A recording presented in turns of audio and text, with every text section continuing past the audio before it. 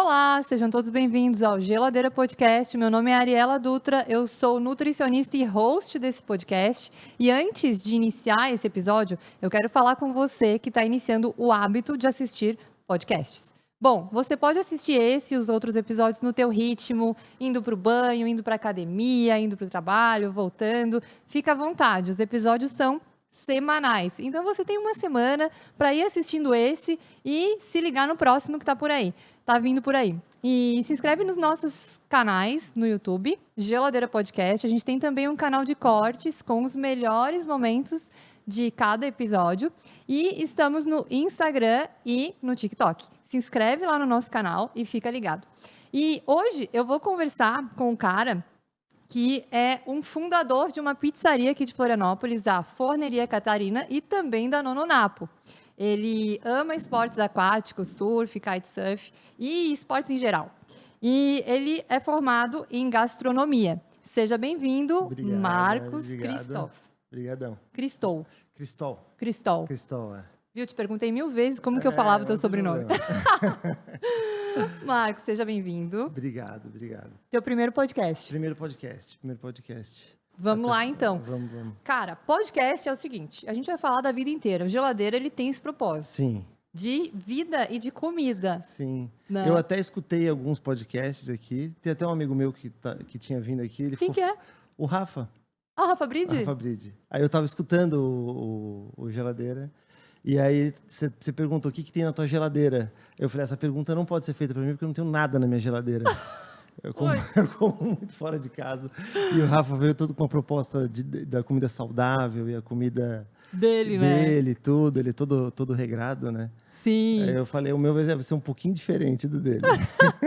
É muito massa que essa é a ideia, né, Marcos? Sim. De trazer a geladeira das pessoas como um retrato da sua vida e da forma como você acha de se alimentar. Porque Sim. todo mundo come, independente de comer bastante fora ou não, né? Sim. Enfim, às vezes a geladeira ela é uma mera ilustração do que é a tua rotina. Sim. Né? E muita gente hoje em dia tá fora de casa e realmente a geladeira fica sendo figurante ali na sua vida, completamente. né? A minha é figurante, né? Mas é não tem nada. muito massa. O episódio do Rafa foi o primeiro. Ele foi o corajoso de vir pela primeira vez aqui abrir a geladeira. Ah, que legal. Foi muito legal, foi muito massa mesmo. Mas assim, Marcos, o pessoal deve estar se perguntando, cara, o que ela tá chamando um cara que fundou uma pizzaria para falar de alimentação saudável? Sim. Né? É que a forneria não tem problema, pode tem comer. Um diferencial. Tem. E mais do que isso, sabe, Marcos? Eu gosto muito de falar que a linha tênue entre ser saudável e não é o quanto aquele alimento foi adicionado de coisas que tornam ele mais artificial, vamos dizer assim. Sim, com certeza. Né? Conservantes e formas de tornar aquele alimento com mais tempo de prateleira. Sim, né? processado. Processamento, né? Acaba exato. Com... Então, quando eu chamo as pessoas aqui, principalmente a ideia de trazer pessoas que produzem comida, seja indústrias de alimentos, sejam restaurantes, pessoas que produzem comida que tem aquela intenção de trazer a comida mais fresca possível. Sim. Né? Porque não é porque é uma pizza que não é saudável. Sim. Inclusive da burrata, né? Que a gente produz a burrata, a gente faz o processo inteiro da burrata. A gente pega o leite, a gente vai na fazenda. Pô, isso é muito top. É bem legal. Eu quero que você me conte. Contar como funciona. Então, eu tô comendo, tá, gente? Esse é o primeiro episódio que eu vou estar comendo no episódio, porque o Marcos pegou pesado aqui comigo, entendeu? Ele trouxe burrata, ele trouxe pizza e vai rolar. Se meu dente estiver sujo, ele vai ter que avisar. Tem o pesto ali que suja o dente. Então, tentar segurar aqui um pouquinho o pesto. Mas assim, Marcos, vamos falar um pouquinho da tua infância. Sim. Porque independente de você fazer pizza ou não, você comia outras coisas além de pizza na infância. Ah, sim. E me conta como que era assim, a alimentação na tua família, quando vocês eram pequenos, você tinha irmãos e tal? Sim, eu tenho 2 irmãs. Meu pai e minha mãe são casados até hoje. E a gente morava todo mundo junto, a gente é de São Paulo. E a alimentação em casa sempre foi... A gente almoçava junto, jantava junto, né? Então a gente teve uma alimentação muito... Isso bem na minha infância, assim, até acho que uns 12 anos. Sempre teve muita variedade de comida, muita coisa diferente. Minha mãe é muito gourmet, eu descobri isso depois. Eu achava normal, mas depois eu descobri que ela era gourmet. Tinha Você muito, achava que todo mundo cozinhava como ela? eu achava que todo mundo cozinhava como ela e conhecia os ingredientes. Ela conhecia muito ingrediente. Olha Tem só. muita coisa que até hoje eu vou comer, as pessoas não sabem o que que é. Eu falo, nossa, aí minha mãe fazia já quando eu O era quê? pequeno. Ela gostava muito. Tem alguma coisa assim, tipo, cara, minha mãe fazia isso e ninguém sabia o que que era. Então, ela fazia às vezes até algum clássico francês ou até um clássico de outro país assim que ninguém conhece e ela já fazia, ela tinha muita revista. Na época era revista de gastronomia, não, a informação não era tão forte igual é hoje. Hoje é muito fácil você olhar ali e falar, vou ver uma receita, vou Sim. procurar alguma coisa diferente. Naquela época não tinha essa informação e ela tinha muita revista e muito livro de gastronomia. E aí ela sempre fazia coisas diferentes. Então, na minha infância, eu tive muito isso. E também tive muita coisa industrializada também, que eu acho que hoje os pais controlam um pouco mais, né? Refrigerante, bolacha. Então, Sim. paralelo a essa comida que ela fazia ali, realmente comida de verdade, tinha a parte de bolacha. Do acesso aos industrializados. Isso é um pouco sem preocupação, né? Os pais não Aham. tinham a mesma preocupação que tem hoje. Hoje eu vejo assim, Sim. não vou dar refrigerante pro meu filho, não vou, isso meu filho não vai comer, vai Uhum. comer uma coisa melhor, né? Então tinha esses dois pontos Dois assim, lados, né? esses dois lados. Eu vejo que hoje a gente tem acesso a mais informação e a gente já passou por aquela fase que era da ascensão, né? Dos alimentos industrializados, assim como até um sinônimo de status. Sim, Então, talvez naquela fase que você viveu na infância, ainda fosse, eu vou dar pro meu filho, porque, né, pô, a gente sim, está acessando isso, é legal, é novo, é sim. lançamento, né? Sim, sim, sim. E tem isso, assim, também. Mas você e a tua irmã tiveram alguma questão, assim, com ganho de peso na infância, alteração de corpo? Não, isso não.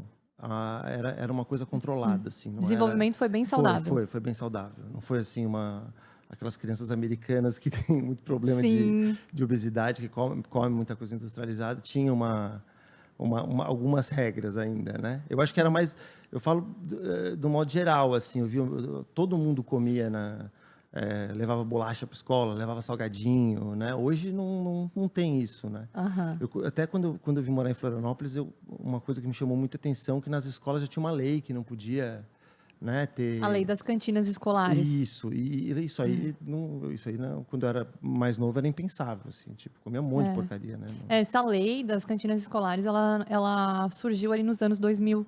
Sim. Então, foi uma lei que realmente implementou algumas restrições, porque, cara, as crianças comiam, né, um monte de fritura, um monte de coisas nas cantinas que eram Sim. vendidas, e muitas vezes essas cantinas eram terceirizadas ou, né, de outras pessoas que vinham implementar dentro da escola. E o que a gente implementa dentro da escola vira cultura, né? Sim, É como uma imagina total. empresa. Sim, sim. Todo dia a criança ali comendo, tendo E, acesso àquilo. às vezes, embora a alimentação em casa seja bem legal, equilibrada, às vezes, tem um final de semana um doce, mas não é sempre. De repente, a criança vai com o seu. Eu lembro que eu ganhava R$ 1. Eu comprava muita coisa com R$ 1. Sim, Depois eu sim. ganhava R$ 5 de merenda. Nossa, Era muita coisa. Hoje em dia não é nada isso, né? hoje em dia não dá nem. Infelizmente. Mas assim, e daí você vai com aquele dinheiro para a cantina escolar e você pode fazer suas escolhas. Sim, É legal a criança exercitar as escolhas, mas também é bom ter algumas sim. possibilidades de Direcionar a escolha. criança, né? Direcionar. Direcionar a criança, né? Exato. É. E daí teve essa mudança de contexto, né? Sim, sim. Nos anos 2000 Mas ali. acho que hoje mudou muito a consciência, assim, também, até dos pais, né? O que eu vejo, Sim. assim, eu tenho amigos meus que têm filho que é totalmente diferente, assim, ó. O Tá modo que rolando conduz. um caminho ao contrário, assim, né? Sim. Tipo, fomos e agora E estamos agora voltando. sim, sim. Voltando um pouquinho, assim, para Sim, alimentação mais saudável. sim. Massa. E, Marcos, aí você teve a tua infância ali com uma alimentação bem diversa, a mãe super caprichada na gastronomia, Sim. fazendo vários pratos legais.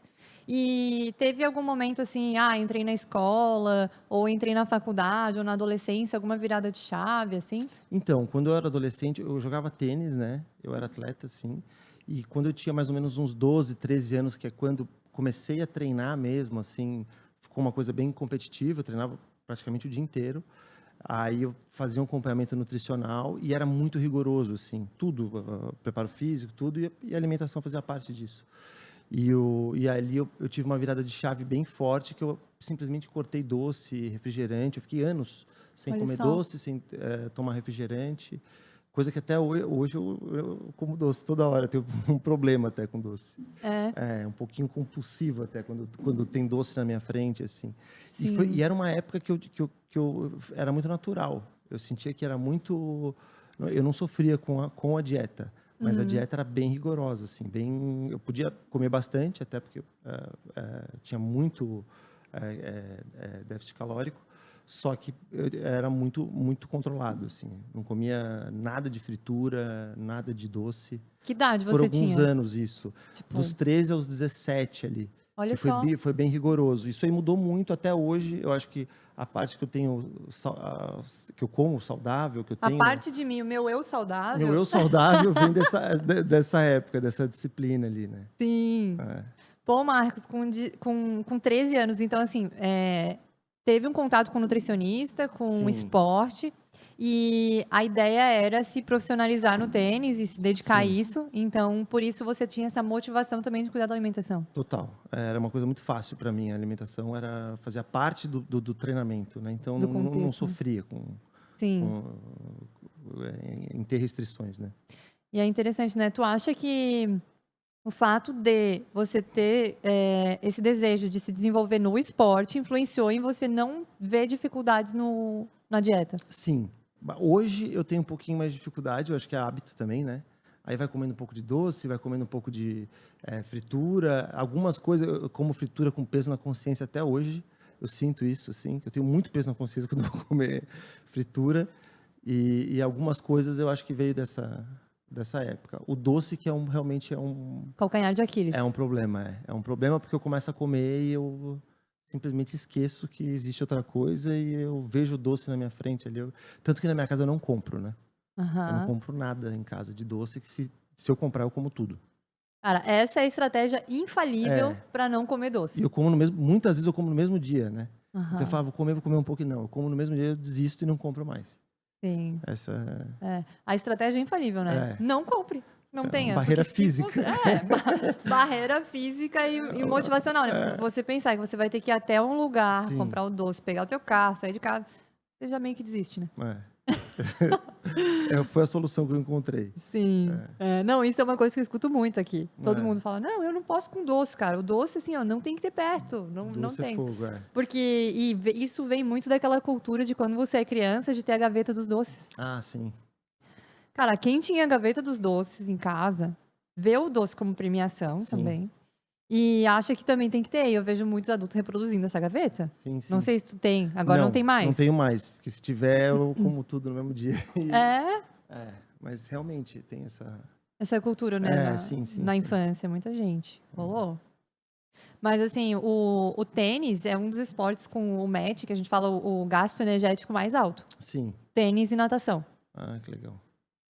Lá nas alturas. É. Explosão, muita, né? Uhum. Explosão e é uma demanda energética Sim. alta. E era Então, muitas horas também de treinamento, então realmente era muita caloria. Eu comia bem, eu comia sim, muito, mas todo o acompanhamento, tudo mais, né? massa. Então, a tua primeira experiência com um nutricionista foi feliz. Foi feliz, foi feliz. Foi bem. Teve resultado? Teve, tinha bastante resultado e era bem frequente, assim. Aham. Era uma. Na verdade, hoje eu vejo assim que eu até queria fazer igual. Até queria ter a Aham. disciplina de ter, assim, ó, a cada 3 meses eu vou voltar e vou fazer, e vou regular, Revisar, né? revisar. O cenário, assim, porque o cenário É, ele vai se moldando com o contexto, né? sim, sim, Max? sim. Então, tipo, tô lá no momento que eu quero me desenvolver no tênis, tô com essa meta, e quando você tem uma meta, é mais fácil você aderir a tudo que vai convergir para aquela meta acontecer, né? Sim. E Então, uma coisa que eu noto também hoje a gente tem mudanças de vida, assim, de horários e tudo, e toda vez que tem essas mudanças, tem que adaptar, né? Se você não parar para pensar, falar assim, eu vou me alimentar assim, você esquece e simplesmente erra, né? Você total. começa a errar, né? Total, mudança de fase de vida, Ah, mudança de sim. casa, de rotina, de tudo, De né? horário, sim. É muito isso, assim. Aí depois, quanto tempo você ficou ali nesse contexto de performar no tênis e Foi até se os desenvolver? 17. Depois dos 17 ali, chega uma hora que você estuda, ou você joga, ou você tem que decidir o que você vai fazer da vida, né? E alguns amigos meus continuaram, tentaram até um pouco mais tarde, assim. E muita gente parava mais ou menos nessa idade, 17, que era a idade do estudo. Então, Sim. era uma barreira ali que tinha, falava, nossa, tem um monte de gente agora que vai ou não vai, vai ou não vai. E aí, foi a hora que eu decidi parar, que eu vi que não dava, era muito Intenso. era muito difícil também. E aí, foi a hora que eu fui para a faculdade, e aí falei, agora a vida é real. Sim. É engraçado, né? Eu fico me questionando, porque o esporte, ele desenvolve muito a disciplina. Sim, Você tem muito. uma razão para fazer as coisas, né? Como você Sim, falou. me ajudou muito. O Pô, esporte me ajudou muito. Uma razão para melhorar a saúde, uma razão para acordar cedo, para ter horário, para Sim. várias coisas. E daí a gente sai do ensino médio e daí vai para a faculdade. A faculdade, ela muitas vezes, no início ali, até a metade, de repente, ela não é um turno muito maior do que no ensino médio. Sim. Você poderia, às vezes, estar levando junto, mas aí existe aquela virada assim, ou você vai ser um esportista, um atleta, ou você vai se dedicar à profissão. Né? Exatamente. Rola isso, assim, Rola né? muito. E é bem nessa idade. É a idade da faculdade, que é o que você falou. E daí a faculdade você troca... separa o... Para no né, esporte. separa. E rola muito assim, ó, você troca o esporte pela farra da faculdade, entendeu? Ah, sim. Tipo, não, agora eu decidi que eu vou fazer faculdade. O tempo que eu tinha pra estar treinando, agora eu vou encher a cara, vou beber e vou curtir a balada na faculdade. Sim. Que também é normal, não vamos julgar aqui, né? Eu tive a mudança também de cidade, né? Que eu morava em São Paulo e vim pra cá. Sim. Quando eu comecei a faculdade, além de eu parar de jogar tênis, teve a mudança que eu vim morar aqui, né? Então mudou tudo, né? Mudou tudo na minha vida. Daí você entrou na faculdade aqui, então? Fiz faculdade aqui, A faculdade já comecei aqui. De gastronomia. Pode pegar o pesto ali que se sujar. Vai falando que eu tô terminando aqui. Se sujar, eu aviso. Ô Marcos, mas é engraçado. Eu tava conversando com o Bruno Fontes, que ele é velejador. Sim, eu conheço. Num outro episódio aqui anterior. E ele falou exatamente isso, né? Que tem momentos na vida que você tem que fazer escolhas, principalmente na época da faculdade, né? Que é um divisor de águas, assim. E daí a gente vê, será que... Fica sempre aquele será. Será que eu poderia ter seguido no esporte? Será que eu teria o fôlego para me desenvolver no esporte e seguir essa carreira, né? E acaba que a gente tem um número muito reduzido de atletas que se transformam em atletas profissionais a ponto de conseguirem viver daquilo, né? Sim. É um desafio, assim. Total. E também, eu acho que depende muito do esporte. Tem esporte que possibilita você ir um pouquinho mais, tentar um pouco mais. Tem esporte que não. Tem esporte que já logo cedo já tem que ver que já não vai dar, já é mais difícil, até para manter, né? Sim. O custo é alto, às vezes o Brasil não é um país que também tem muitas possibilidades, né? Eu vou dar o exemplo do tênis. O tênis era muito complicado, questão de torneio, né? Não tinha tantos no profissional, não tinha tantos torneios no Brasil, então tinha que viajar muito, assim. Quem seguiu, virou profissional, teve que fazer muitas viagens. Investimento, né? Teve um investimento pesado atrás, assim. Sim. Né? Tem teve um esse risco desafio. maior também, né? Até o risco de... O meu medo maior era atrasar tudo, assim. Eu tinha essa coisa na cabeça, assim. Eu achava que 2 anos na minha vida ia atrasar muito. Hoje eu vejo que não, né? Mas naquela época, 2 anos poderia atrasar muito, assim, minha vida. Eu falava, nossa, eu vou entrar na faculdade com 20 anos. Naquilo na minha cabeça era impensável, sabe? Sim. Se não der certo, eu tô atrasado. Né? E eu vejo que tem muito isso, né?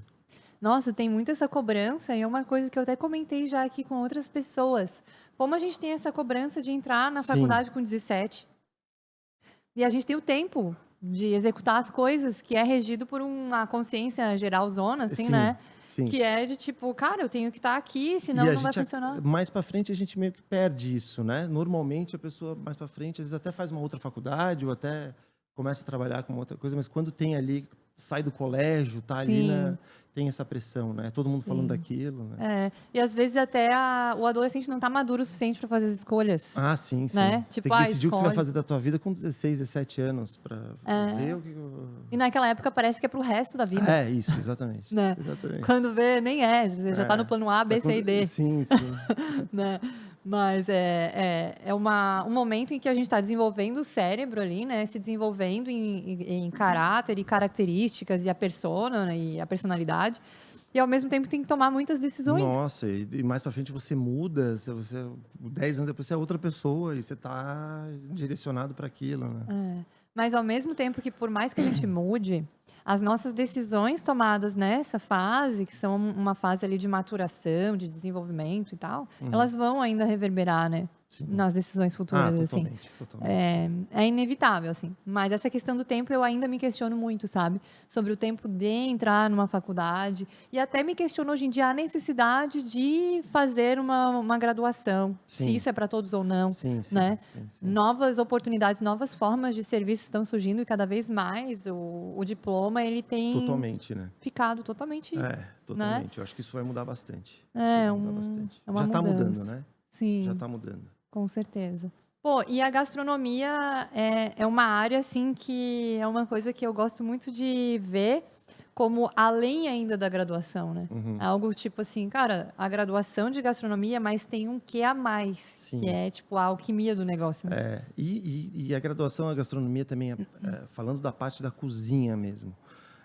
Hoje você vê os grandes restaurantes, grandes chefes que não fizeram nada relacionado à gastronomia. Inclusive, tem muitos cursos fora que são renomados e tudo, mas você vê os chefes, os grandes chefes, muitos não fizeram nada de curso, foi simplesmente 100% trabalho, né? Só que passaram por lugares bons. O que eu vejo muito na gastronomia é isso, essa parte da alquimia ali, da pessoa. Ela teve muita referência, trabalhou em restaurantes bons, viajou bastante em busca disso, né? Tem muito. Você vê São Paulo, os melhores chefes, todos trabalharam na Europa, é um perfil parecido. Trabalharam na Europa durante anos, em mais de 2, 3 restaurantes, tiveram essa experiência fora e também muitos anos, e também em vários restaurantes. Isso eu vejo muito, assim. Né? É interessante. Essa parte específica de cozinha, né? Não a parte de gestão já é outra... Sim. Completamente diferente. Impacta, né? Sim. Mas é um ponto bem interessante de analisar, assim, né? Que eu comparo a gastronomia com uma profissão nova, até eu estava falando essa semana sobre desenvolvedores da tecnologia. Muitas pessoas que são desenvolvedoras, elas não precisam ter a graduação, se elas tiveram experiências em grandes empresas que deram para elas um know-how de desenvolver. Sim. Então é muito parecido com a gastronomia. Sim. Se você estava ali rodeado de pessoas que tinham grande experiência e que desenvolveram essa habilidade, né, de fazer combinações, você vai aprendendo na rotina, é algo que... Isso é muito forte na gastronomia. Isso é muito forte.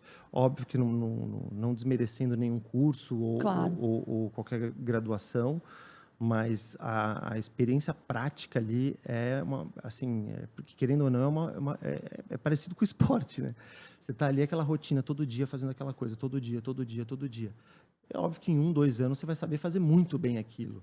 E você vai fazer um curso para fazer aquilo, de repente você vai aprender a fazer aquilo durante meia hora, ou 2 horas, daí depois se vira. E ali no restaurante não, você é obrigado a fazer de novo. E principalmente quando lugares assim que tem uma preocupação com qualidade, com um processo bom. Uma padronização, né? A pessoa que está ali, ela realmente aprende. Ela realmente aprende a fazer aquilo bem feito. É interessante, né?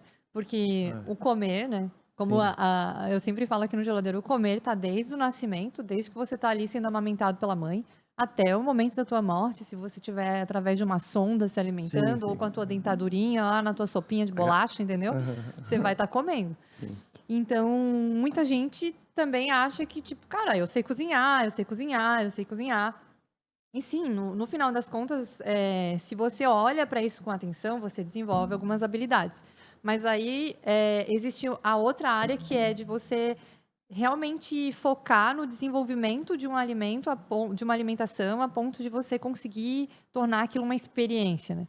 E daí os diversos tipos de gastronomia, de diversas origens do mundo, e a gente vê que, cara, é um universo, assim, uma enciclopédia para a gente estudar os tipos de alimentação, né? É um negócio muito amplo e que daí tem um mercado infinito, né? Tipo, muito forte. É infinito. A alimentação é uma coisa que está intrínseca em relacionamentos, em datas comemorativas ou não, e no dia a dia. História, você vê a história toda se passa com alguma coisa de gastronomia junto, né? Tudo aconteceu, tinha alguma coisa de gastronomia no meio, Aham. né? É muito muito doido, né? forte, Por isso que pra mim é tão fácil Sim. conversar da vida da pessoa falando da comida, entendeu? Tipo, pô, Todo mundo come, todo mundo tem alguma coisa, todo mundo tem né? sim. E isso é muito interessante. Então, restaurantes estão marcando momentos da nossa vida, né? Lugares, sabores e tal. Então, isso é muito interessante. E daí a gente tem um mercado gigantesco. Você foi fazer a gastronomia aqui. Sim, fui fazer gastronomia. Aí na verdade, meus pais se mudaram para cá, Aham. eles queriam ir embora de São Paulo. E aí eu vim junto, e foi na época que eu parei de jogar tênis e comecei a fazer faculdade aqui. E aí depois eu tenho mais 2 irmãs que vieram morar aqui depois.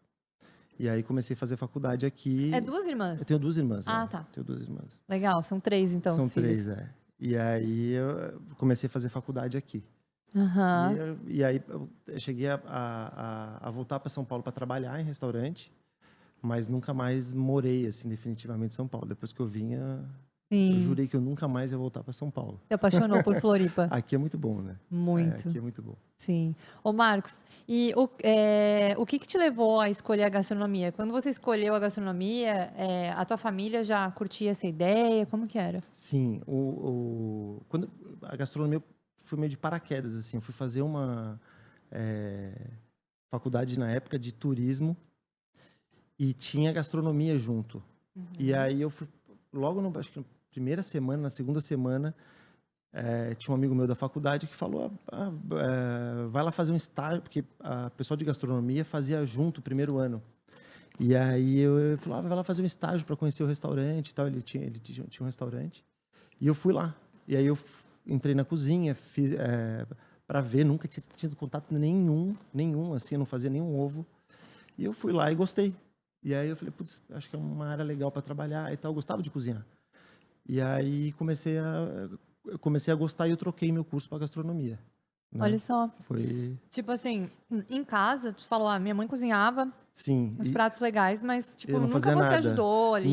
Não, ela é aquela que não deixava chegar perto do fogão ali, você vai se queimar. Aham. Inclusive, tem muito problema disso, né? Muita gente tem essa coisa que não pega, deixa a criança não entrar. pega em faca, não pega no fogo, não pega, né? A criança sabe, fica Afastada da cozinha. afastada, ela cresce e não sabe fazer nada, né? Porque tem muitos pais que têm muito medo, né? Do fogão, e eu vejo que criança que o pai deixa cortar, deixa fazer aos pouquinhos, tal, tem uma facilidade muito maior depois para conseguir cozinhar, para conseguir se virar ali, né? Com certeza. Tem muito. É interessante isso. Porque pensa que uma criança que nunca é permitida frequentar a cozinha da casa dela, Sim. acha que aquele não é um lugar para ela, ela vai sempre achar que não é um lugar para ela. E ela cresce com medo, né, do fogão. Eu era um pouco assim, eu achava que eu ia explodir, sabe? Aham. Medo da panela de pressão. Sim, não tem essa intimidade, né? Aham. E isso é mais ainda para os meninos, né? Ah, sim. As meninas são mais estimuladas Sim, a lavar uma sim. loucinha, começar mais, né? Tá mudando, Os né? meninos não. Isso Tá aí mudando, mas ainda tem mas eu sinto rolava isso, assim, né? Sim, sim. E a gastronomia, não sei se eu não tenho ideia agora na minha mente aqui, mas no meu curso de nutrição, tipo, menos de 5% eram meninos no time da Sim. nutrição. E a tua turma de gastronomia geralmente é assim também ou não? Era misturado. Bem misturado. O que tinha pouco era mais mulheres que não trabalhavam com gastronomia. Os homens que tinham na sala, a maioria já trabalhava na área. Uhum. Então eu sentia assim, eu não trabalhava, eu comecei. Então os que começavam assim, vou fazer gastronomia, era mais mulher. Mas a sala era bem dividida, Olha porque só que tinha legal. muita gente que já trabalhava na gastronomia e queria ter uma formação. Pessoas que já estavam empreendendo. Que já estavam empreendendo Na e queriam ter uma alimentação. formação. Aham. Tinha bastante. Eu acredito que até hoje. Se torna, às vezes, até um curso que é feito uma segunda graduação, assim. Exatamente. E eu acho que ajuda muito. Hoje eu vejo assim, talvez se eu tivesse feito faculdade quando eu já trabalhasse em algumas áreas, acho que ia me ajudar muito, assim. Você já tem uma visão do que você precisa, uma visão mais prática ali, dá para aprofundar naquilo que você quer, Na área que você acredita sim, mais, né, para desenvolver. Sim. É bem interessante isso. A nutrição, talvez agora, né, vai fazer 8 anos que eu me formei em nutrição. Talvez agora esteja mais misturado, assim, mas eu lembro que na época eu tinha um colega. Sim. E o resto, tipo, Nossa, uma turma de nossa. 40, né? Sim. Então, a Nossa, é muita distância... muito. Nossa, era uma distância muito grande, assim, né? Muito mais mulheres do que homens fazendo a nutrição. Nossa. Na época era nutricionismo, que se chamava. Sim. Ninguém sabia o que nutricionista fazia, confundia com gastronomia muito, né? E a gastronomia, eu tenho uma tia minha que se formou em gastronomia também. Uhum. Ela é ótima na confeitaria, nos doces, assim, Uhum. maravilhosa. Tá lá em Portugal agora. E eu lembro que a turma dela, eu fui na formatura dela e era uma turma bem misturada. Sim. E talvez por esse cenário aí que você falou. Sim. Que realmente tem gente que já Que empreende. já empreende e entra para ter um fechar. curso. Sim. E você acha que o desenvolvimento da gestão de um restaurante e tal, ele também, esse curso também contempla a gestão? Contempla a gestão. Inclusive, eu acho que tem mais parte de gestão, tem mais modalidades ali de gestão do que da prática em si, assim. Isso é bem impactante, né, Marcos? É bem importante, é bem importante. Porque a gente vê, assim, que os negócios, eles fecham muito mais do que abrem, né? Sim. Então, a gestão, você pode ter uma ideia incrível, mas a gestão é o que vai fazer A acontecer, gastronomia né? tem uma barreira pequena, acho que para entrar, né? Eu acho que por isso também fecha muito o negócio. Tem a barreira para entrar, talvez para abrir um pequeno negócio, não é tão grande. Entendi. Né, na gastronomia. Então, eu acho que entra muita coisa, às vezes, muita gente despreparada, ou também em situações erradas, né? Sim. E acaba fechando muito. Daí acaba que abre e fecha rápido o negócio. Bastante. Esse é um ponto. Interessante. Ô, Marcos, e daí ali na graduação, assim, você tendo contato com a gastronomia, né? Como que era a tua alimentação, a tua rotina? Estava aqui, mas os teus pais também moravam, então você seguiu morando com os pais. Sim. Nessa época eu morava com meus pais. E a alimentação da família? Seguiu, acho que era basicamente a mesma coisa que sempre foi. Sim. A alimentação tinha uma parte saudável e tinha uma parte não saudável ali, Sim. Alguns excessos. Sim. E daí, assim, cara, você parou de jogar tênis? Sim. Começou a estudar gastronomia? Tipo, não teve ganho de peso? Teve muito pouco. Isso aí eu aprendi a comer menos também. A quantidade, eu até sentia menos fome mesmo. Mas a quantidade foi uma coisa que eu tive que aprender a lidar. Tiveram amigos meus que jogavam, tiveram a mesma situação que eu, né? Jogavam e paravam. E eu vi que eles tiveram mais dificuldade, assim, comia muito e depois não conseguia diminuir a quantidade. Não conseguia diminuir. Esse é um desafio pro atleta, porque né? desacelera muito, né? Até a Sim. cabeça, né? Porque você de repente para de fazer a quantidade de exercício que você fazia e... Né? Teve uma época ali que eu fiquei quase sem fazer exercício também.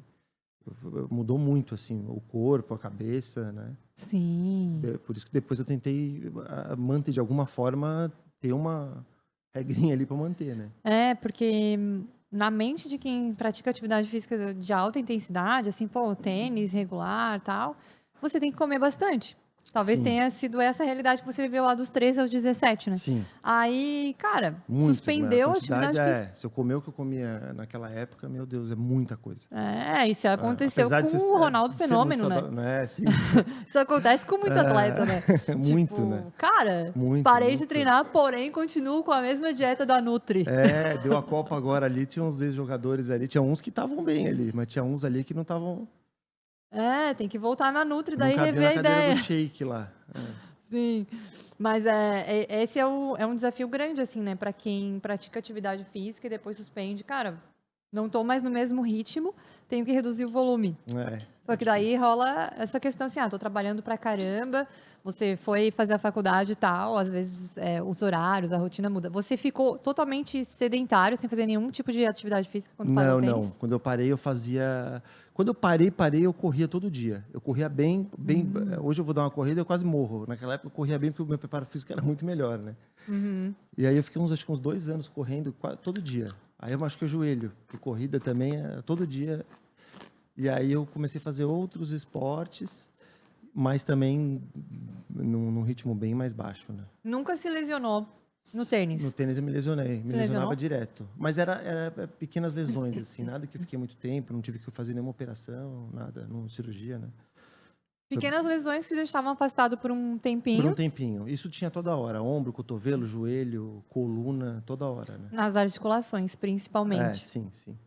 Esse é um E eu acho que impacto. hoje a alimentação, tem uma a alimentação permite você ter um preparo melhor para até para lesão, para tudo, né. Eu vejo hoje que o pessoal tem muita suplementação, né.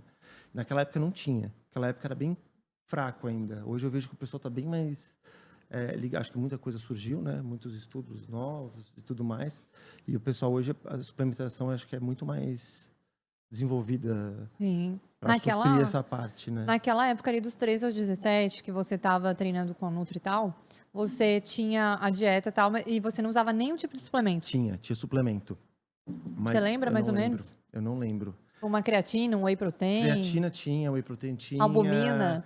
albumina não tinha, mas eu lembro que tinha muito, tinham vários complexos de vitaminas manipulados também, Uhum, e esses eu não lembro o que que era. Era muita uhum. coisa, era Sim, bastante bem bem personalizado. personalizado, é. Legal. E é uma coisa que está se desenvolvendo cada vez mais, né? Hoje eu Então, vejo muito. eu digo assim que a medicina da nutrição, que é uma medicina preventiva, da longevidade, onde a gente combina nutrientes para fazer com que a performance aumente Sim, e você consiga ter um desempenho acima do que seria a média para a tua idade lá com 13 anos, é uma medicina jovem, né? Assim, tipo, os últimos 10 anos sim, que realmente explodiu mais. sim. Então, a gente vê hoje os atletas, eles têm uma longevidade maior, né? Porque o esporte é uma... Eu sempre digo que as modalidades dos esportes são um pouco ingratas, porque, cara, você é afastado, Muito cedo, né. às vezes, precocemente, Sim, por uma lesão, sim, né? sim. Ou mesmo sem lesão, você tem um tempo ali de vida útil no esporte que era muito curto Muito antigamente, curto, agora tá ficando um pouco mais Sim, longo. sim. E a ideia é a gente construir os super-humanos, né? É. Fazer a galera ficar Daqui até a os 100 anos. daqui a pouco vai ter, né, daqui a pouco vai ter. Eu creio assim que a humanidade ela está caminhando para uma longevidade cada vez maior. Sim. E a ideia, embora a gente pense assim, veja um cenário, né? As pessoas com distúrbios de sono, Uhum. digital, o sedentarismo, aquela coisa de computador direto, mas ao mesmo tempo a gente está tendo um desenvolvimento de tecnologia em saúde e de Uhum. prevenção grande também. Sim, sim. Então a gente tem alguns danos da modernidade, da modernização, né? Mas tem alguns benefícios do desenvolvimento da ciência. No geral tá a expectativa de vida tá aumentando, né. Aumenta, Tá exato. aumentando. Tem aumentado. Então, acho que a nossa balança está positiva nesse Sim, sim, sentido, sim. né? De qualidade de vida. Pô, e daí terminou a graduação e já tinha a ideia de ter uma pizzaria? Não, aí eu fui, na época eu fazia muito estágio, que eu queria aprender a cozinhar. Eu estava tendo esse contato com a cozinha e era uma situação que eu queria ver o que que ia dar, ou, eu gostava muito de cozinhar, então eu olhava muitos, chefes que tinham trabalhado fora, tal, eu tinha essa ideia: "Ah, será que é legal talvez morar fora, trabalhar, tudo mais?". E aí eu fui parar em São Paulo até, fui fazer um estágio em São Paulo. Foi quando deu a ideia da pizzaria. Minha irmã queria abrir um negócio também, e aí a gente se juntou para abrir a pizzaria e começou a desenvolver a ideia ali, de vamos abrir um negócio e tal. E aí, na época, a gente nem sabia se ia ser pizza ou não, mas um restaurante. E aí foi indo para o lado que a gente achou que talvez Floripa seria legal uma pizzaria. Foi uma questão também um pouco de estar morando aqui, né. Eu acho que talvez se eu estivesse em São Paulo, Ia ser outra coisa. seria outra coisa. O fato de estar aqui, eh, tudo que aconteceu na época, o que tinha, os restaurantes que tinham aberto, eu via que era muito difícil, às vezes, um outro tipo de restaurante. Hoje eu vejo que dá mais certo os restaurantes aqui do que naquela época. Naquela época Uhum. fechava muita coisa, eu tinha muito medo disso. Falava, nossa, abri um restaurante de comida italiana ali, fechou. Abri um outro ali, japonês, fechou. Tudo, sabe, tinha muito isso, assim. E aí veio a ideia da pizzaria, daí a gente acabou abrindo, né. Massa, né? É interessante, porque Floripa é um lugar de muitos pescados, né? Frutos do mar e tal. Talvez isso fosse me parece aqui, leigamente, pensando um caminho mais Mas rápido. talvez mais fácil, Comida né? nativa, né? Mas é difícil também você acertar a mão ali, não é? Depende muito da Depende de muita época. coisa, depende de muita coisa. Depende de Exato. muita coisa. E A gente daí, chegou a pensar na época. pensaram? Sim, era É, uma...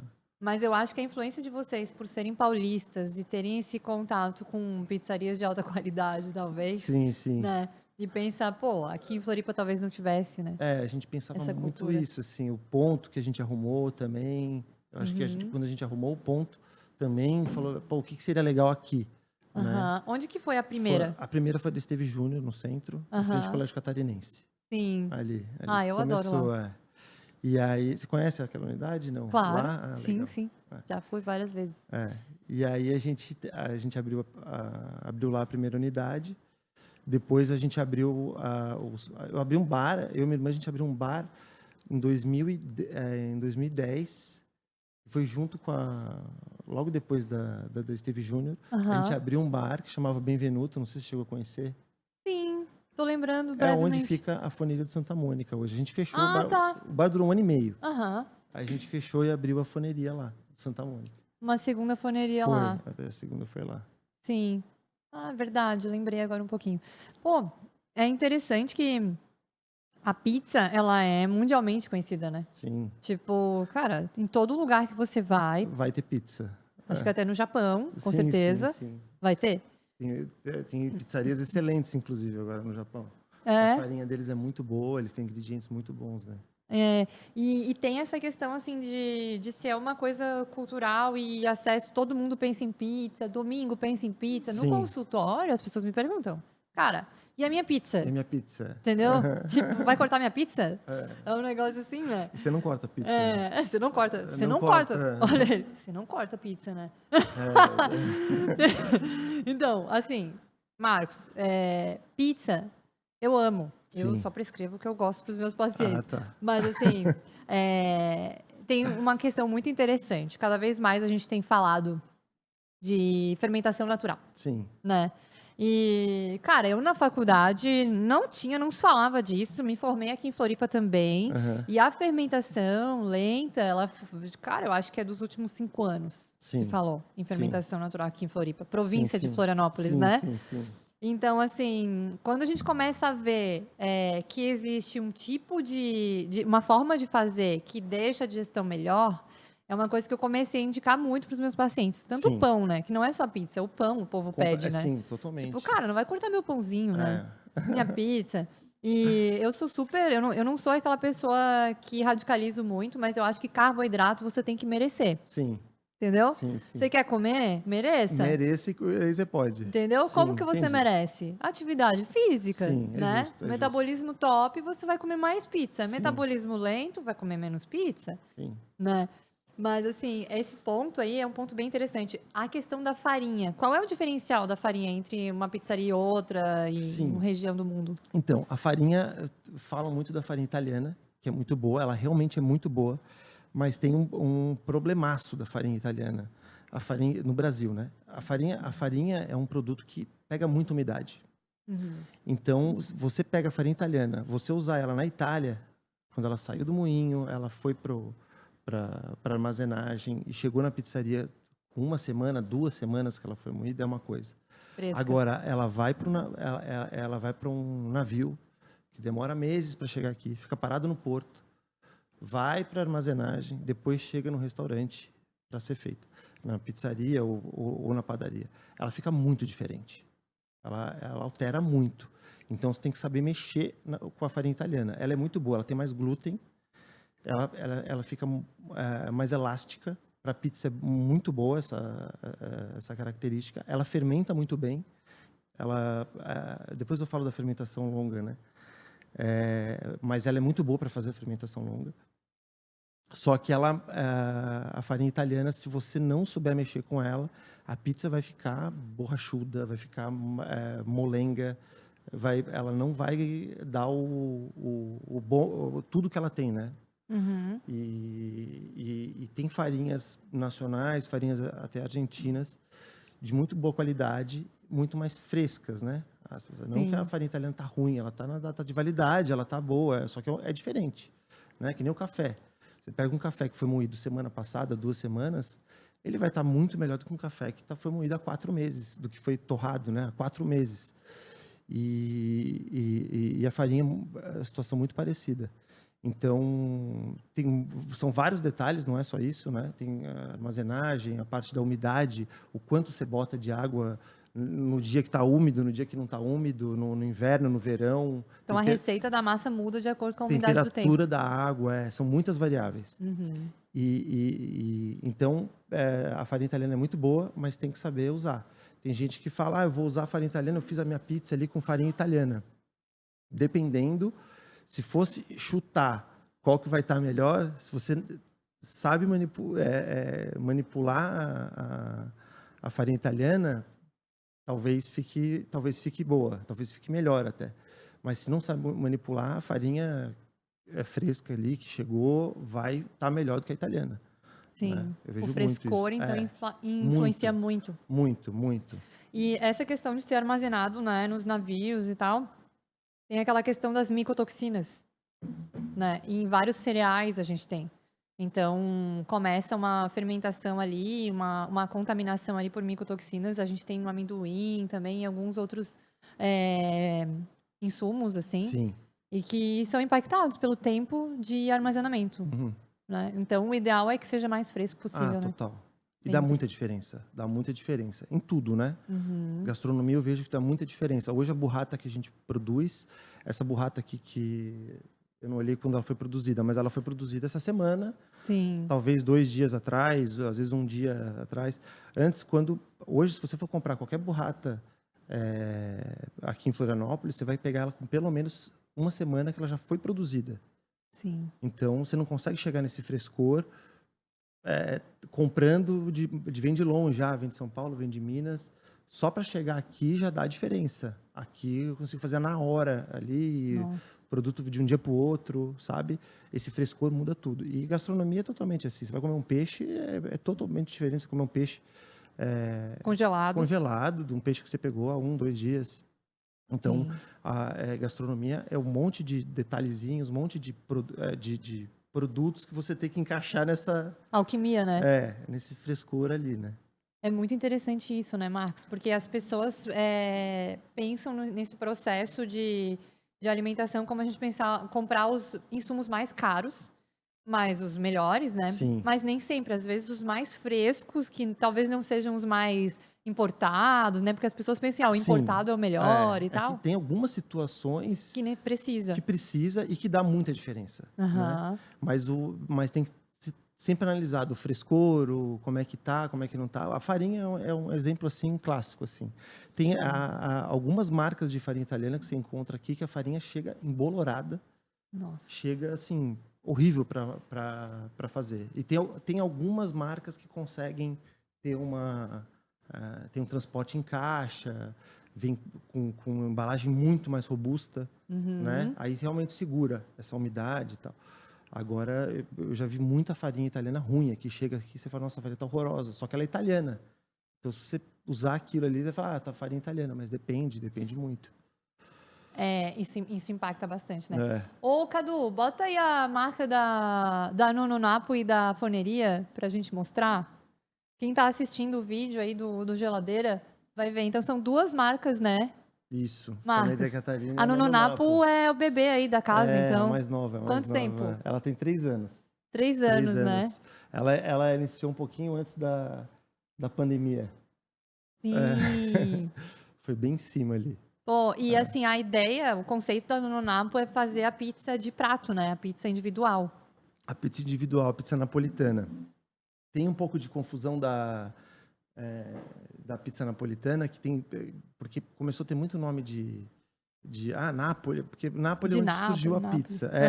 Da região. Da região. E lá é muito forte. As pizzarias lá são muito tradicionais, tem associação napolitana de pizzarias, de pizzaiolo, tudo. Tipo champanhe, só da região é de tudo, champanhe. Sim, os fornos que vêm ter o certificado da Associação Napolitana. Então, Nápoles é muito forte disso, né? Então, a gente quis fazer uma pizza napolitana, só que uma pizza napolitana um pouquinho mais moderna. Você vê que as pizzarias novas de Nápoles, mudaram algumas coisas.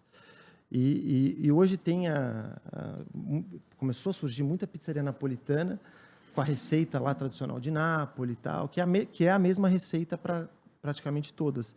Só que as novas pizzarias em Nápoles, você pega as melhores pizzarias, já mudaram isso. Nem tem mais o selo da Associação Napolitana lá, porque eles não fizeram de acordo com as regras, tudo. Sim. Então tem muita pizzaria boa em Nápoles, nova, que está mudando um pouco o estilo, até para melhorar, né? Então Evoluiu a pizza evoluiu napolitana. um pouco a pizza napolitana. O que tu acha que mudou, assim, que modernizou na pizza napolitana? Mudou um pouco o tamanho. Antes era muito. Eles faziam ela de 30 centímetros. Hoje você vê umas pizzarias muito boas, ela talvez um pouco menor. A Danone hoje ela tem mais ou menos 27, de 25 a 27 centímetros. É bem grande? É Eu não grande, consigo comer inteira. Sim. Ela, Sobra pro café da manhã. sim. E alteraram também a receita. A receita napolitana, várias coisas não podem, alguns ingredientes não podem ir. Então tem lá a regra, tal, e inclusive a receita padronizada, tal. Acaba que fica muito parecida, né? Fica muito parecida a massa e tudo mais. Então tem um pouquinho de confusão disso, assim, que a pizza é napolitana, mas e no Brasil tem gente que confunde o que é napolitana e o que não é, né? Até Sim. já perguntaram, mas a de Nápoles é assim? Depende da pizzaria de Nápoles, Sim. né? Depende muito.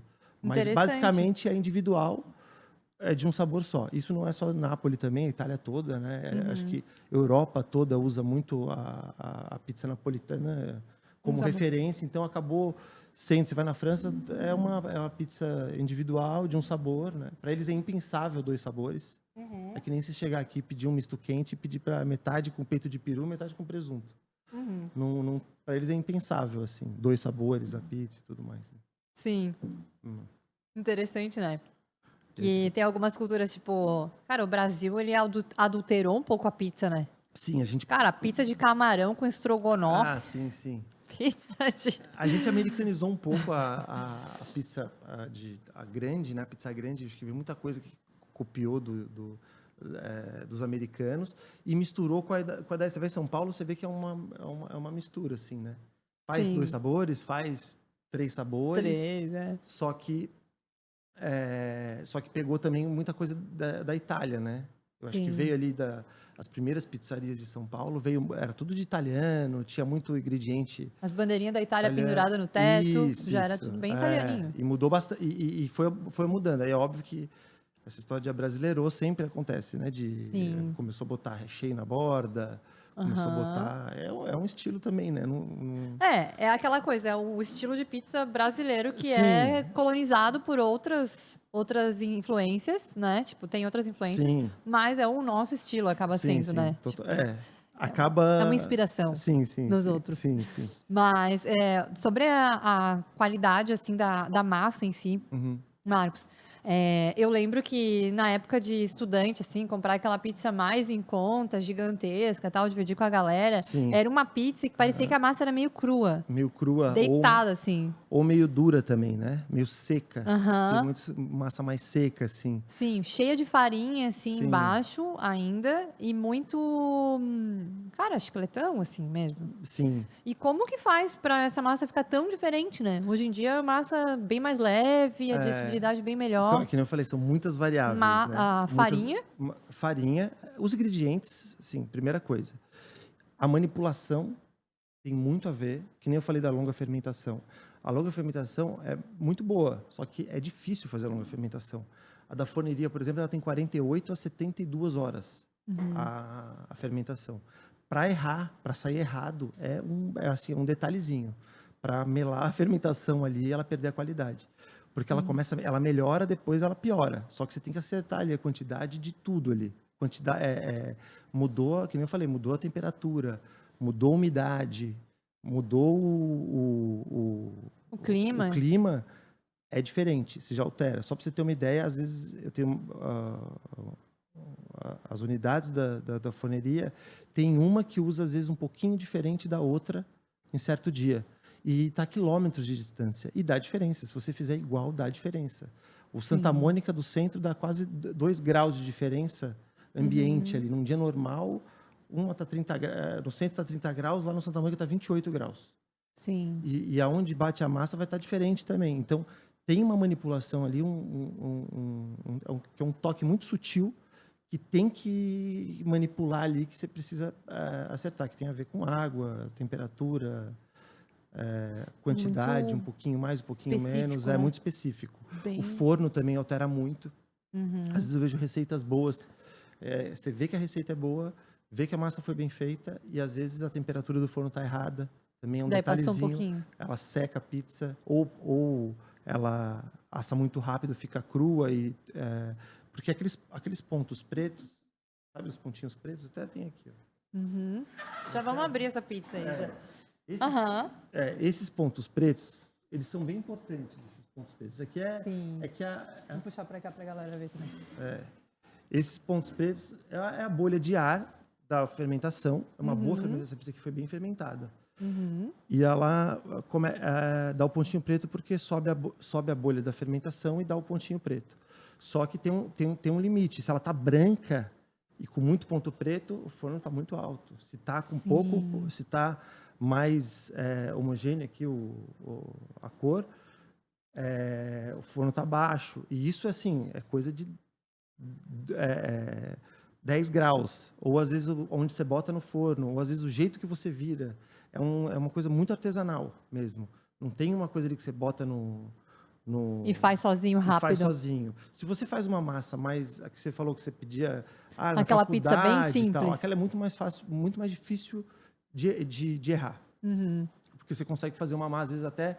Tem fornos até elétricos, assim, que é um padrão, sai igualzinha. Sim. Né? Aquelas pizzas americanas ali, sai uma igual a outra. Sim. Só que não tem a fermentação. O que dificulta tudo é a fermentação que atrapalha ali a hora, o jeito de assar, tempo, né? o tempo, tudo.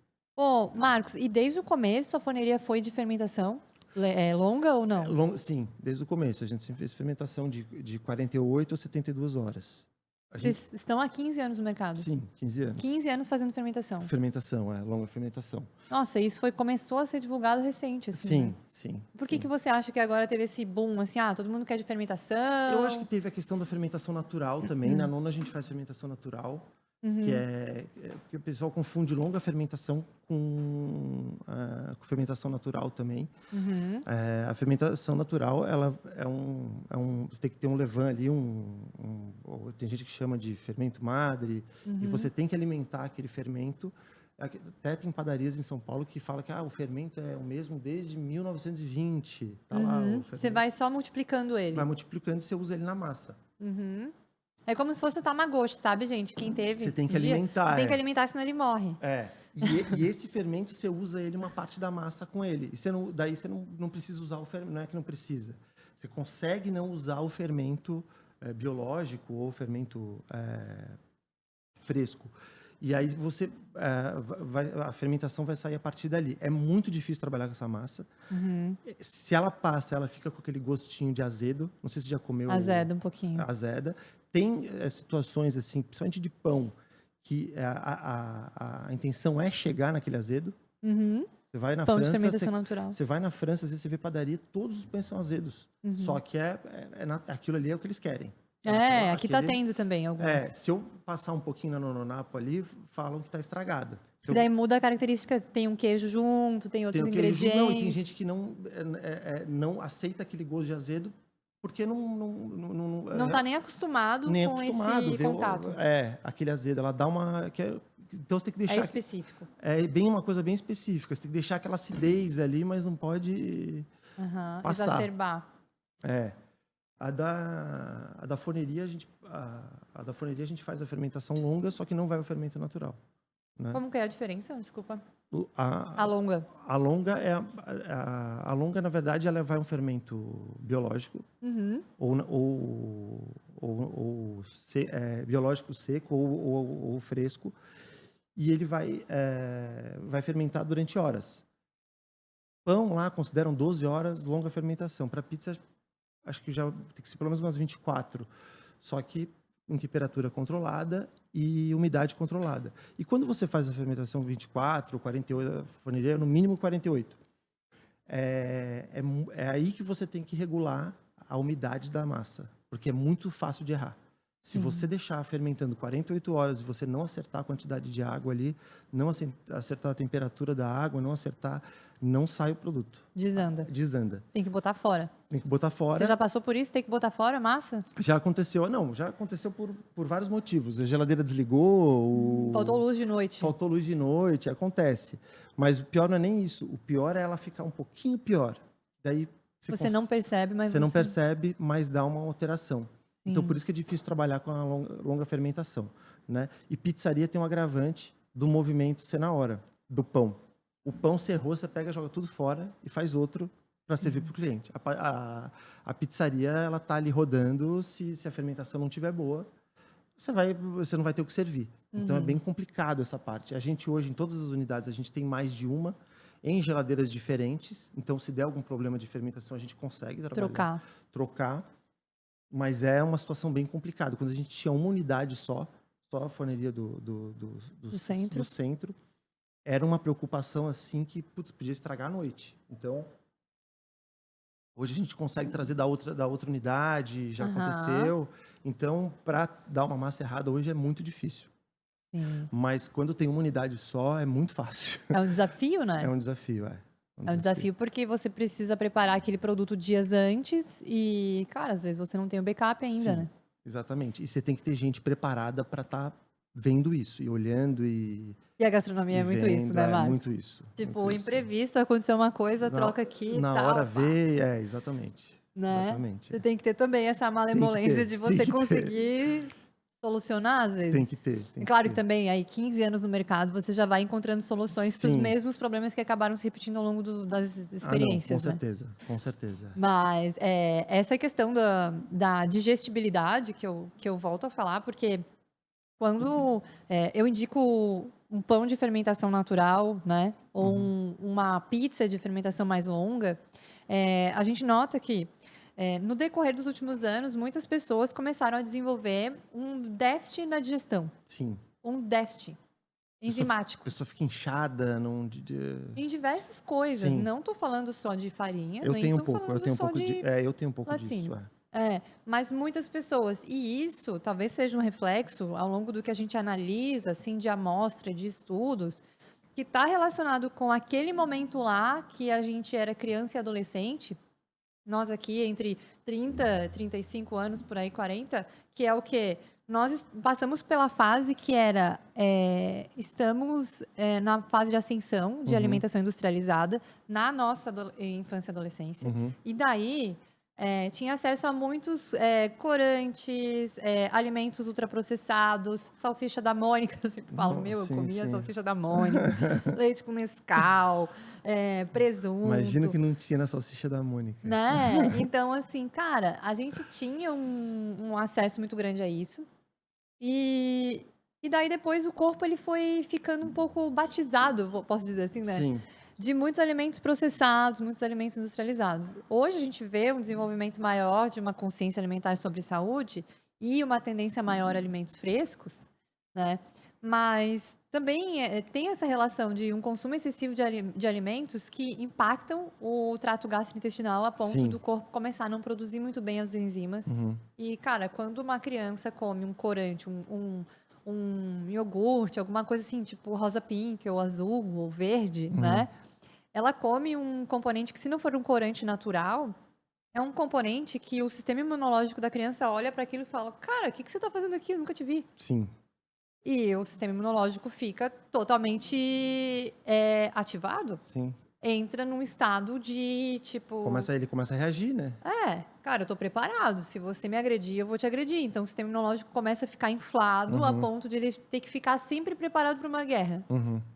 E daí você começa a não tolerar coisas, às vezes, que poderiam ser toleradas. Porque o corpo da criança, do adolescente, ele tá confuso. Ele tá recebendo muitas coisas que não pertencem àquele ambiente, né? Que é o corpo. Sim. E daí a gente, às vezes, começa a desconhecer coisas que a gente conhecia antes, como um contato com glúten, como um contato com uma lactose, uma caseína.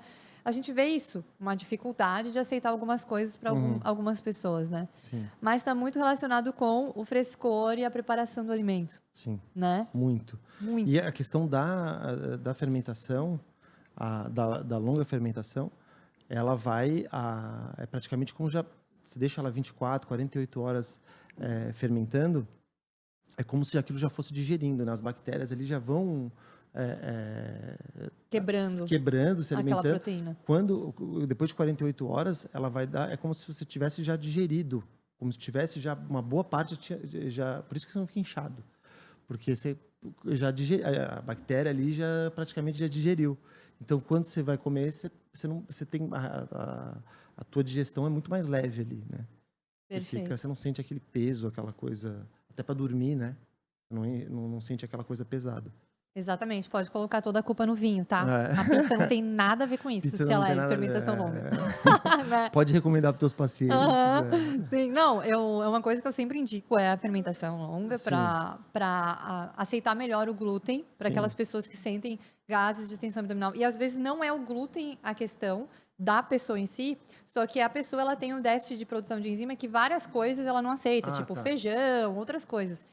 E o glúten, assim como as proteínas que a gente tem em outros alimentos, tipo carnes e tal, o glúten é uma proteína robusta, é uma proteína complexa. Sim, sim. Tipo, o corpo precisa trabalhar para digerir. Sim. E daí, se a gente tem uma fermentação longa que já faz uma parte do processo fora, quando você mastiga e engole aquilo, vai descer de uma forma onde você já não precisa trabalhar tanto para digerir, né?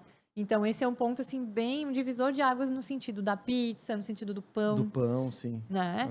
E eu acho que é algo que está cada vez mais lúcido, assim, para as pessoas, sabe? De perceber que quando você come uma pizza de fermentação longa, você tem um outro tipo de... de digestão, de sensação, completamente. Porque até aquela sensação que de as comer pessoas... mais, você come mais fatias e você parece que comeu menos, né? Dá muita diferença. Muita mesmo. Até aquela sensação que as pessoas têm de culpa depois, que é muito emocional, ela acaba sendo minimizada, porque você vai percebendo que a pizza não tá te fazendo mal, né? Tipo, aquela massa não tá te agredindo nesse sentido. Sim. Já vi que você vai indicar para todos os pacientes agora ele. Já vi. Todo mundo tem que comer. Não, mas eu sou a pessoa que eu gosto muito de pão. E eu vejo que o brasileiro, ele nasceu, e a cultura do Brasil é assim, né? Pão com manteiga de manhã, café, arroz, feijão, 2 oião no almoço. E à noite, uma pizza. Essa é uma cultura. É claro que a gente não precisa ficar estagnado nessa cultura para sempre. A gente pode evoluir em alguns pontos, né? Assim como a napolitana evoluiu, a gente pode também evoluir em vários pontos. Mas tem algumas coisas que vão fazer parte. Então, assim, uma vez na semana eu vou pedir uma pizza. Então, o que eu tenho que olhar para ficar me sentindo bem, né? E a fermentação longa é um ponto importante. Eu não traria aqui uma pizzaria que não faz fermentação longa. Tá? Eu não convidaria para o Geladeira, com certeza. Porque eu acho que isso converge com a ideia. Que é da gente entender qual é a melhor forma de comer uma pizza quando eu tô afim. Né? Aí você falou dos laticínios. E, cara, Marcos, é uma coisa que eu tenho que assumir. Eu não indico nada de laticínios para os meus pacientes. Tipo assim, ó, de segunda a sexta, acordou até a hora de dormir, não vai ter. E eu sou muito sutil nisso. Eu não falo para eles isso. Entendi. Eu não falo, eu só não boto. Entendi. Entendeu? Eu boto lá outras coisas, a pessoa fala, pô, mas nem senti falta mesmo do queijo. Muita gente me fala assim. Porque a pessoa comia pão com queijo de manhã. Todo dia. Pão de queijo no lanche da tarde e lasanha no almoço. Ela comia queijo em todas as refeições, todos os dias. Então, eu tento mostrar para ela, porque o queijo tem duas proteínas, né? O soro do leite e a caseína. E a caseína, ela é uma proteína complexa, robusta, que nem o glúten. Então, é uma proteína bem robusta e muitas pessoas, elas não estão preparadas para isso. Toda vez que a gente não está preparado para digerir alguma coisa, começa um estado de inflamação no corpo, que é a ativação do sistema imunológico. Então, quanto mais eu puder silenciar o sistema imunológico daquela pessoa e tornar o sistema imunológico dela mais assertivo, para ele entrar em ação quando ele tem que entrar em ação, a pessoa não fica com um processo inflamatório a todo instante e ela fica mais saudável. O funcionamento do corpo fica mais saudável.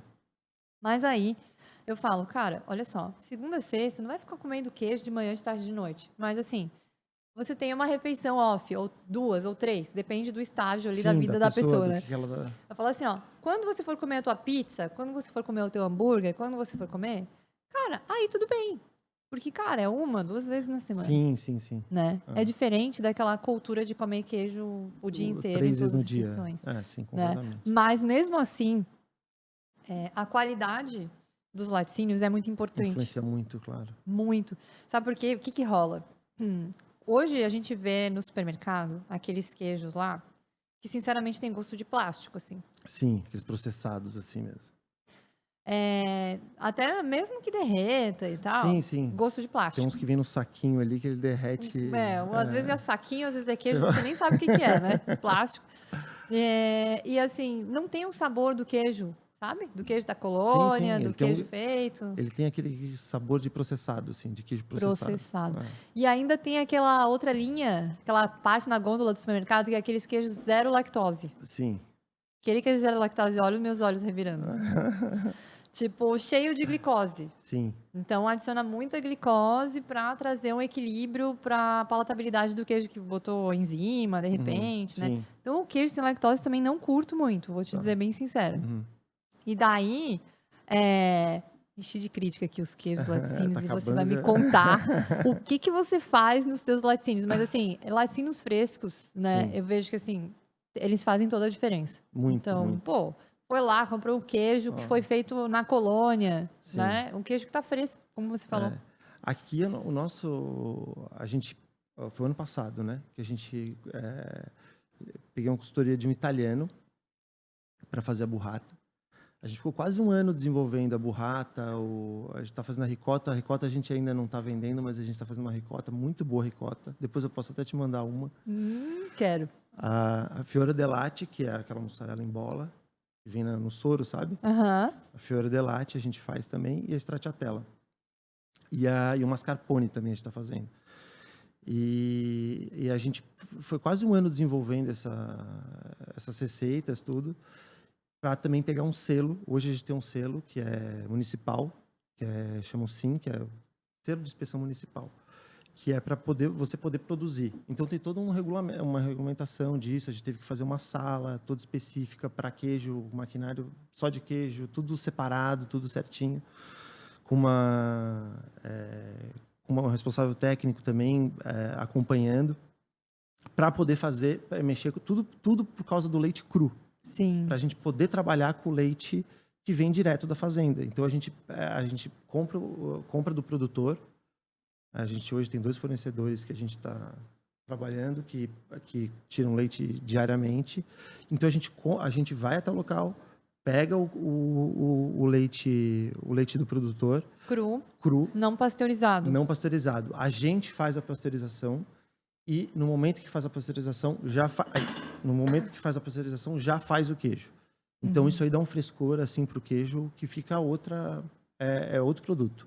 E aí a gente a burrata que a gente desenvolveu, a stracciatella também tem um sabor até de leite mais presente assim. Você sente um gosto bem do frescor, assim, é um produto muito fresco. E toda essa é um trabalho, né, que você tem que buscar, tem que trazer, e tem uma pessoa só para buscar, e tem mais gente para fazer, e depois tem que distribuir isso rápido. Dá um diferencial no produto assim que a gente vê que vale a pena. No frescor. Sabe? No frescor. É muita diferença, muita diferença.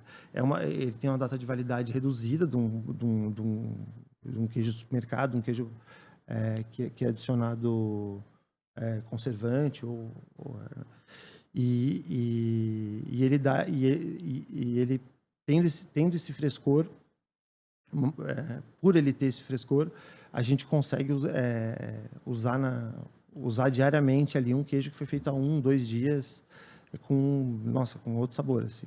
Sim. Eu percebo o frescor e a palatabilidade excelente.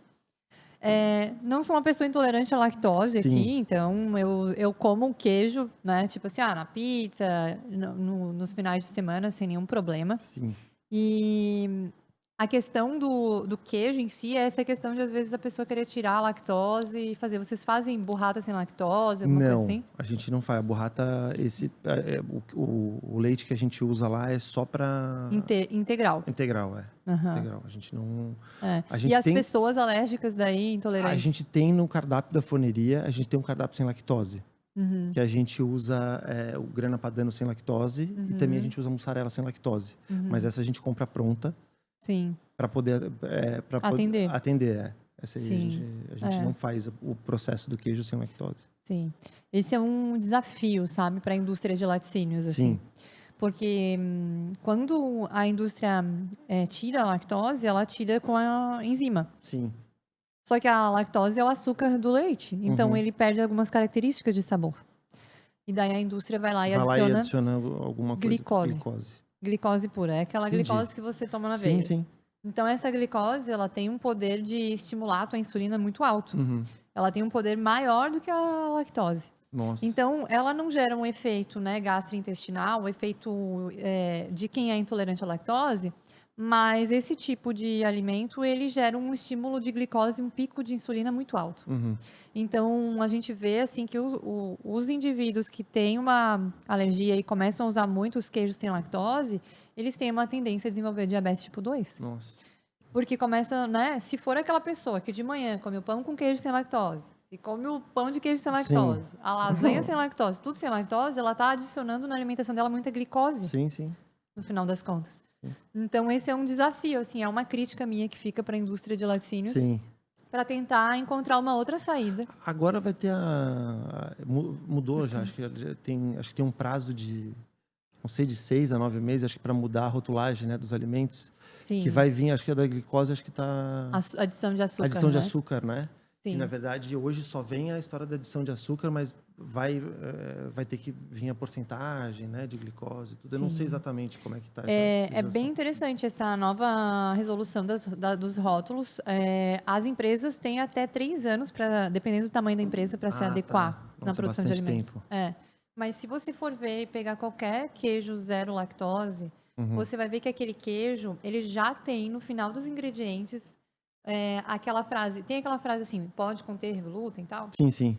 Tem uma frase escrita assim, diabéticos, contém glicose. Ah, tá. Já tem. Sim, sim. Porque a adição de glicose ela é presente significativamente. Ah, sim, imagina. Então, a pessoa diabética. Já tem, e daí a gente vê muitas pessoas intolerantes que já são diabéticas ou que podem ficar em função disso, né? Sim. Então, esse é um ponto, assim, que pra mim pesa, sabe? No consumo.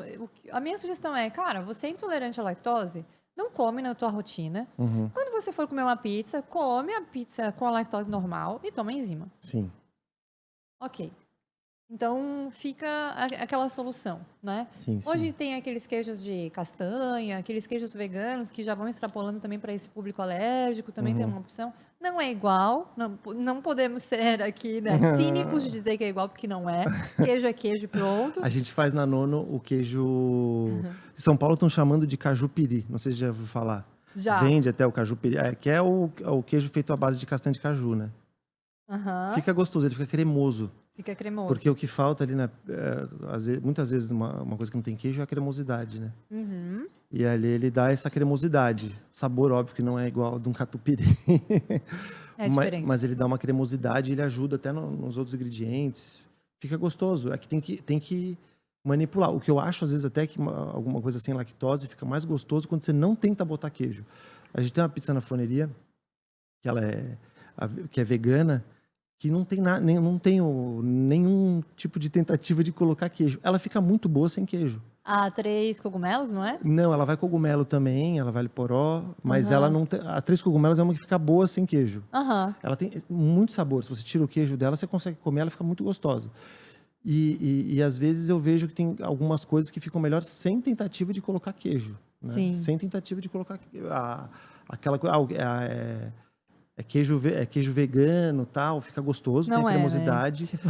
Mas às vezes, dependendo do produto, fica melhor sem o queijo vegano. Sem o queijo vegano mesmo. Tem muitos produtos que ficam bons, né?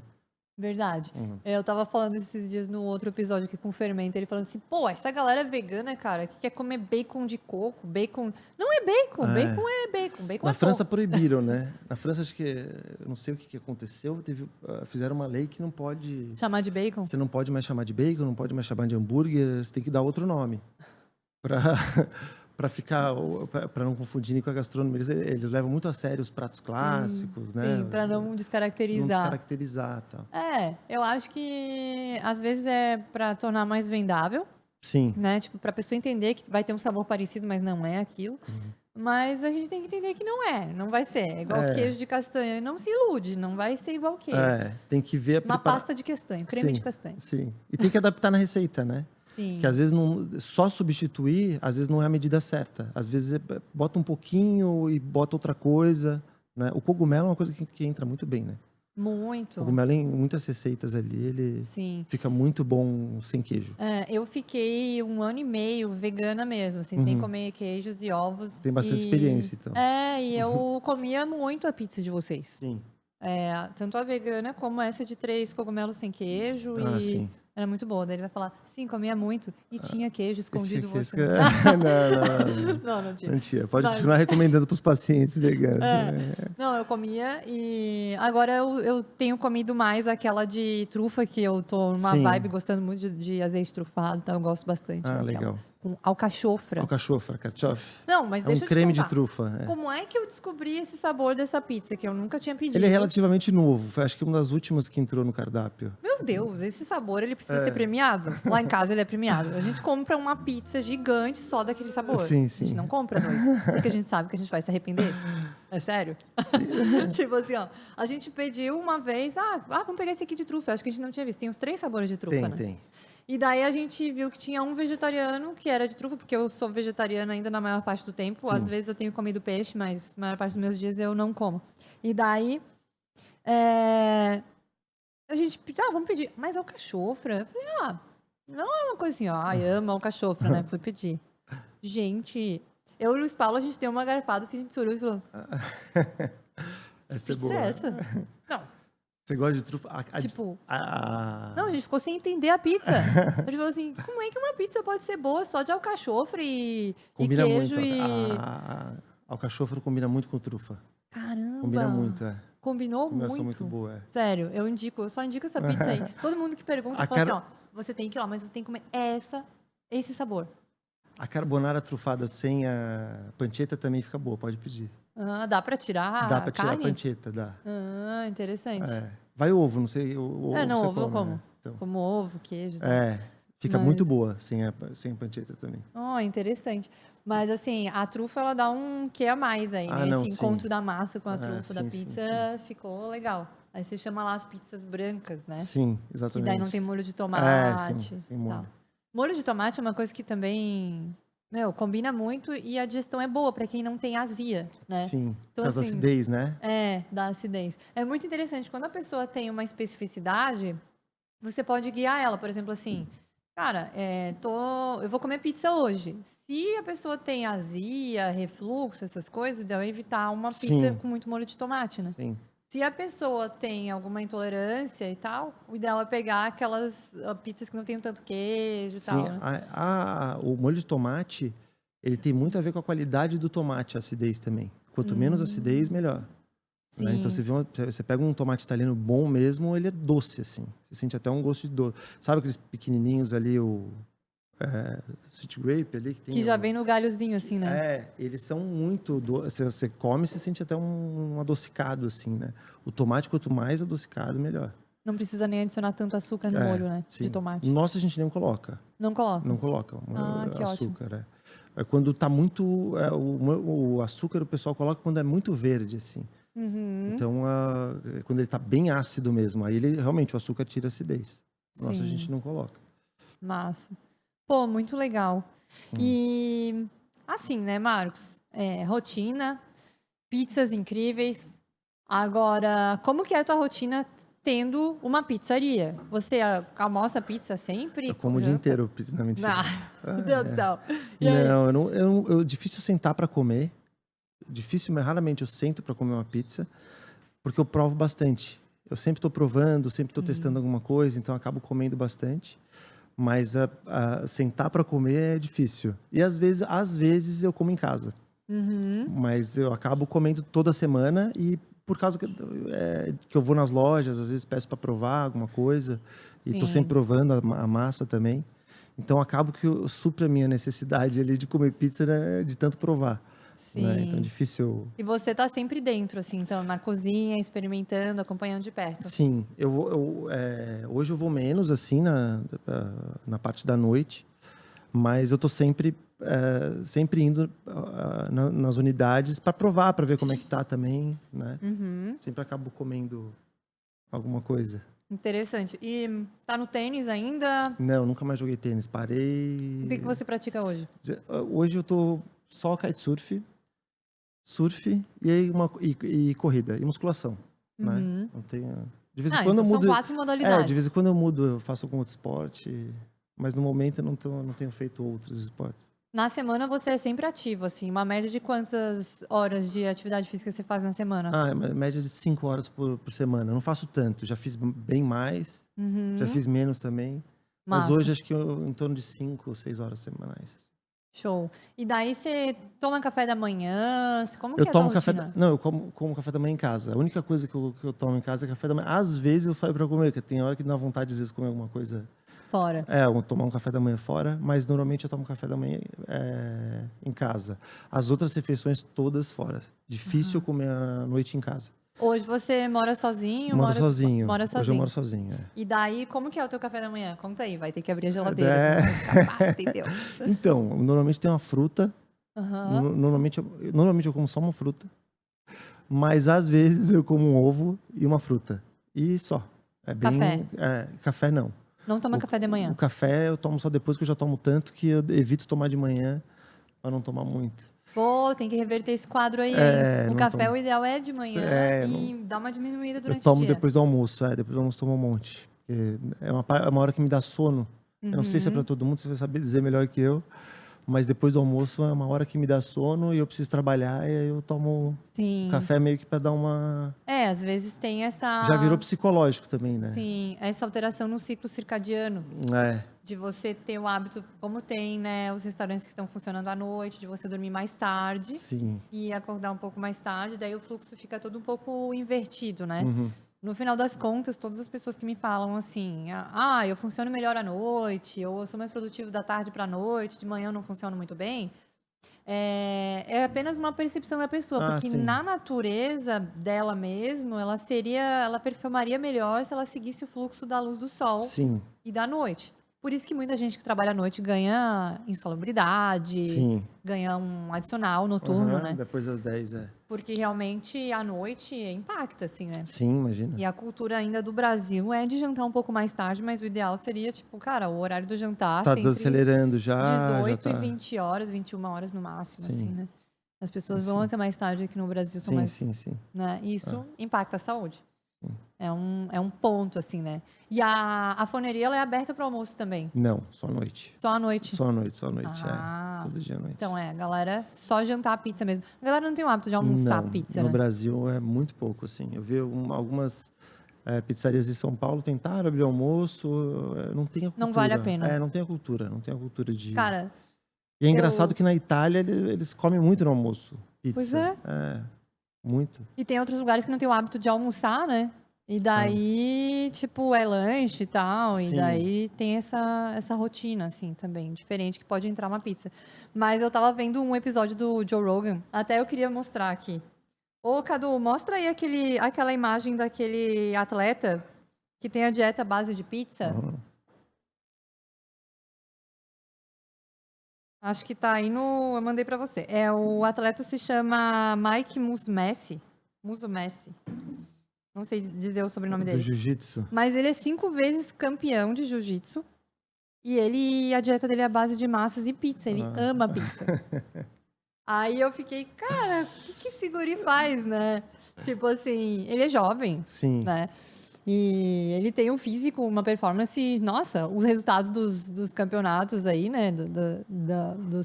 Das vitórias dele dizem muito sobre Então, assim, mas é aquela coisa, ele relata na conversa com o Joe Rogan, quem não conhece ainda, é um podcast, é o guru dos podcasts aí, se você Sim. assiste podcast, segue o cara, porque ele tem um papo muito legal, ele traz pessoas muito legais.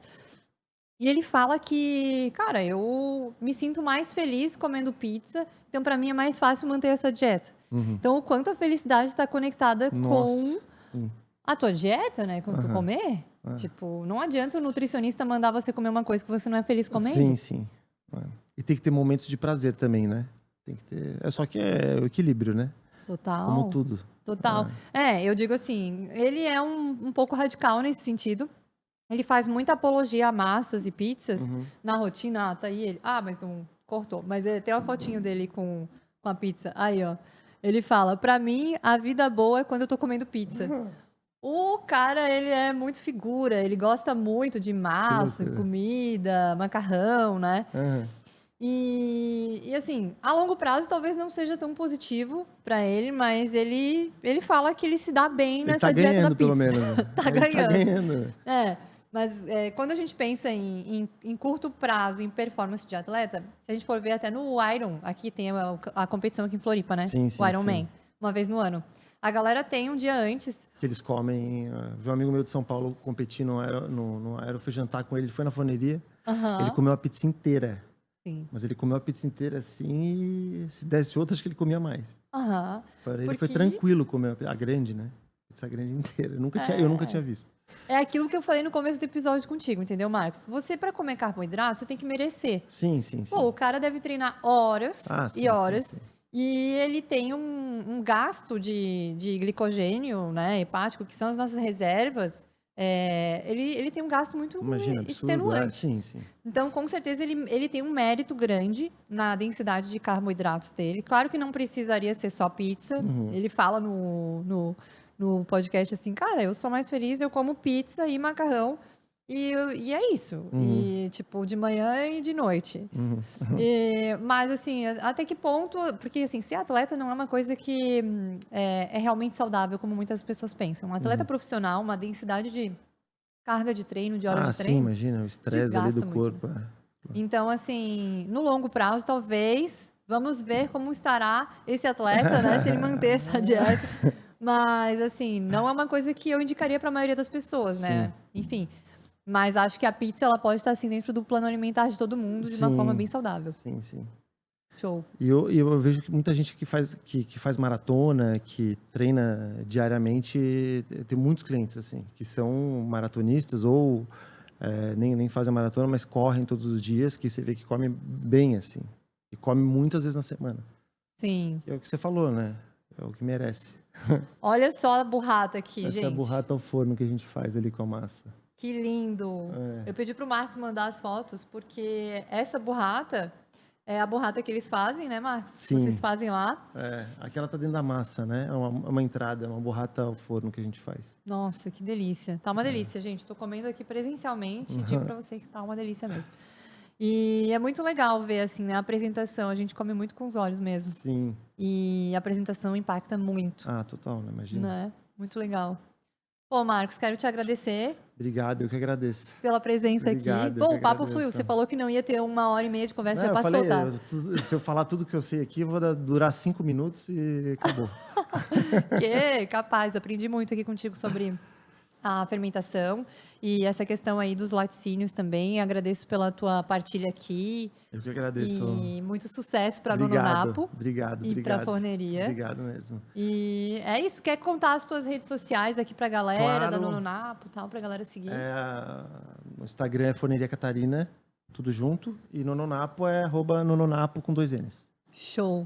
Pô, muito obrigada. Obrigado. Seguimos aí juntos. Até a próxima. Até a próxima. Obrigado.